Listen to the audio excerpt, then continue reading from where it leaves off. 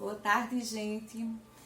Nossa conversa de hoje vai ser sobre as lições que 4 mães da Bíblia nos mostram, né?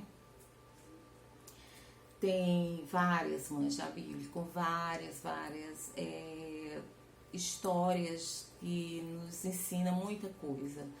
Mas eu separei 4, porque até seria impossível colocar todas aqui. A primeira, Eva, né? A lição de Eva é a resiliência dela. Eva foi a primeira mãe, né, do mundo. Eva, ela realmente cometeu o erro. Ela deu ouvidos, né, ao diabo, que é disfarçado de serpente, veio a tentá-la, né, para que desobedecesse a Deus, e ela realmente fraquejou, desobedeceu a Deus e fez também Adão desobedecer, e assim trouxe o pecado ao mundo, né? Mas falando de Eva como mãe, como a primeira mãe do mundo, a precursora das mães, a mãe de Caim e de Abel, que sofreu muito após a morte de Abel, né, quando seu irmão o matou. E ela foi resiliente, porque ela continuou a obedecer a Deus e gerou um outro filho chamado Sete, que era para que desse continuidade à formação das nações do mundo, né? Então, ela foi resiliente porque ela foi capaz de se recompor de uma situação de extrema crise, como foi a morte do seu filho Abel pelo seu filho Caim. E nesse momento ela não disse um não ao Senhor, ela realmente obedeceu para continuar concebendo, né, para que se perpetuasse a sua geração. Então, por isso que nós chamamos a Eva de resiliente. A segunda mãe que a gente pode trazer hoje, que pode nos dar uma lição, é Sara. Sara, nós podemos dizer que mostrar Sara como uma característica dela como a fidelidade. Casou-se com Abraão, né? Quando casaram-se, não se chamavam Sara e Abraão, se chamavam Sarai e Abrão. Eles moravam na terra de Ur, né? E Deus, observando a maneira de Abraão, ele chamou Abraão e disse que ele saísse de Ur, separasse de seus parentes e fosse para a terra que Deus lhe mostraria. E lá Deus ia fazê-lo o pai das nações, né? Que a geração dele não ia ser incontável. E os anos se passaram e Sara não conseguia dar um filho a Abraão. Mas mesmo assim ela se manteve firme e não relutou diante das promessas de Deus. Mas apesar de sempre ter aquela angústia, né, no seu coração por não poder dar filhos, e uma mulher estéril naquela época era uma coisa terrível, era chamada de galhos secos. E muitas vezes era humilhada, né? E, enfim. Mas o amor deles era muito grande, um pelo outro. E Sara, vendo toda a promessa de Deus para Abraão, né? Mas mesmo assim ela não deixou,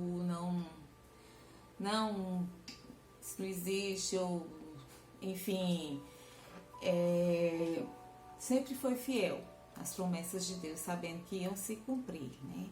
apesar da angústia de os anos se passarem, ela ir ficando cada vez mais velha e nada deste filho aparecer. Mas Deus tinha prometido que ia formar uma nação a partir deles. Abraão chegou a deitar-se com uma serva, a Agar, né, por um pedido de Sara, e Agar teve um filho chamado Ismael, mas Deus disse para eles que Ismael não era o filho da promessa. O filho da promessa era o filho que Sara teria com ele. E assim, aos 90 anos de idade, Sara concebeu a Isaque. E assim foi cumprida a aliança de Deus e Abraão. Uma terceira mãe que a gente pode trazer aqui na Bíblia, que também traz uma lição muito bonita pra gente, é uma mulher chamada Joquebede. Joquebede, ela era a mãe de Moisés. Então, Joquebede, ela teve a Moisés. Moisés já tinha 2 irmãos, e na época que Moisés nasceu, o faraó do Egito mandou matar todos os homens, todos os meninos, para que o povo hebreu não se fortalecesse. Então, ela escondeu a Moisés por 3 meses.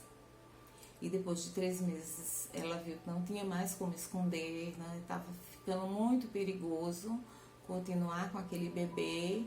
Então, ela teve a ideia de colocar Moisés num cesto e deixá-lo no rio, à beira do rio. Naquele rio era o rio onde a filha do faraó banhava-se.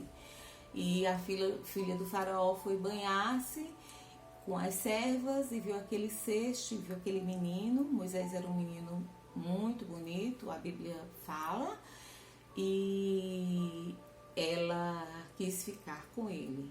Miriam, que era a irmã de Moisés, estava observando de longe e imediatamente correu para a filha de Faraó e se dispôs a encontrar uma ama para que cuidasse de Moisés, para a filha de Faraó. E trouxe a mãe, trouxe Joquebede, e Joquebede ficou cuidando de Moisés como ama dele até que ele crescesse.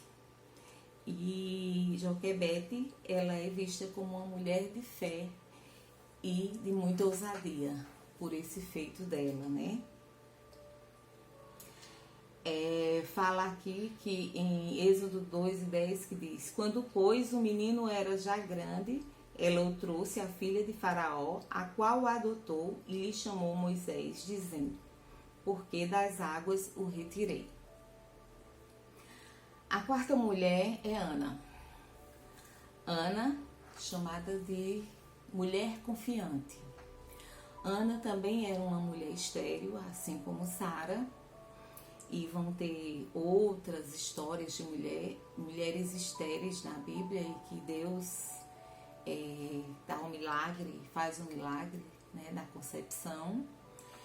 E Ana era casada com Eucana. Eucana, por Ana não poder gerar filhos, Eucana casou-se com Penina. E naquela época, quando a mulher não podia ter filho, o homem poderia casar-se com outra também, né? Ficar com mais de uma mulher, era permitida a poligamia.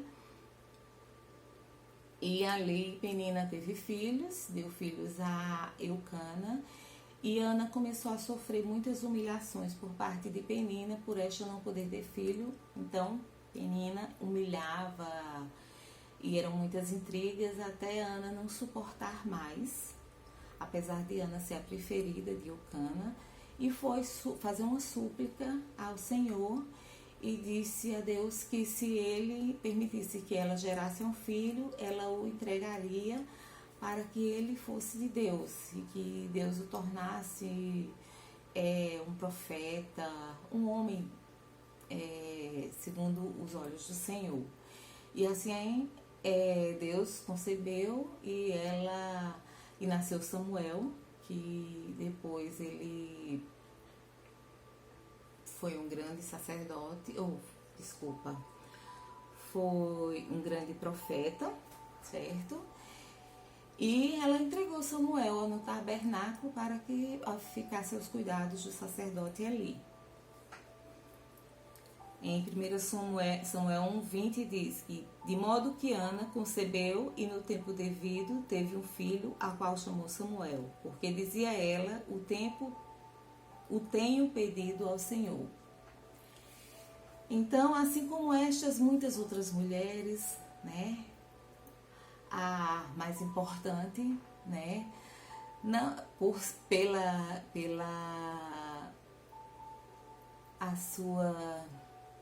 pelo seu chamado, né?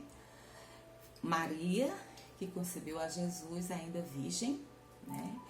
E José, que aceitou sua noiva assim e só veio a deitar-se com ela após Jesus nascer, né? E ela foi uma mulher honrada, porque naquele tempo ela teve que suportar muitas coisas, muitos falatórios do povo, né? É isso. Essas mulheres, como tantas outras na Bíblia, elas nos ensinam muito, muito, muito. Tem outras, muitas, várias. Você lê na Bíblia, você vai descobrir muitas outras. Mas essas são mulheres com características que realmente nos chamam a atenção, né? E o papel de mãe é esse mesmo. A gente tem uma entrega total e a gente só entende o que é ser mãe quando a gente começa a ser mãe, né? Tanto que as mães da gente sempre falam, toda mãe fala, né?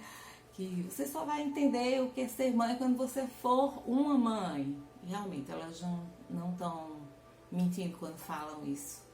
É quando a gente percebe o que é realmente o papel de uma mãe, é o se doar, né? E nenhuma mãe ela é boa o suficiente para... Ela não se acha boa.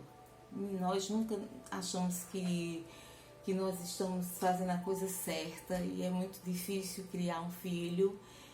E as críticas já começam de nós mesmas. Nós mesmos sempre vamos nos criticar, sempre vamos achar que poderíamos ter feito melhor, né? Mas somos gratas porque filhos são bênçãos de Deus.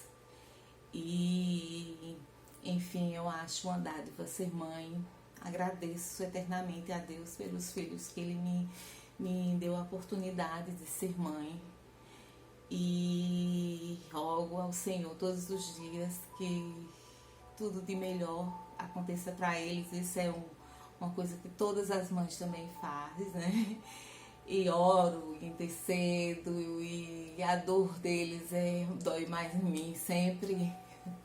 Eu sou muito impulsiva, então principalmente quando eles estão doentes, eu largo tudo. Pode ser o que for, corro e vou socorrer. Mas eu acredito que a mãe mesmo, ela faz isso mesmo, ela se doa por inteiro, porque é de ventre, é o amor que sai da gente, é um amor incondicional. Então, com isso eu quero concluir essa palavra de hoje e desejar a todas as mães um feliz Dia das Mães, muito abençoado, com seus filhos. E mais importante do que os presentes que possam vir é ter nossos filhos vivos, sadios e nos caminhos do Senhor. Então eu rogo que vocês sejam abençoados e que seus filhos possam temer a Deus, segui-lo.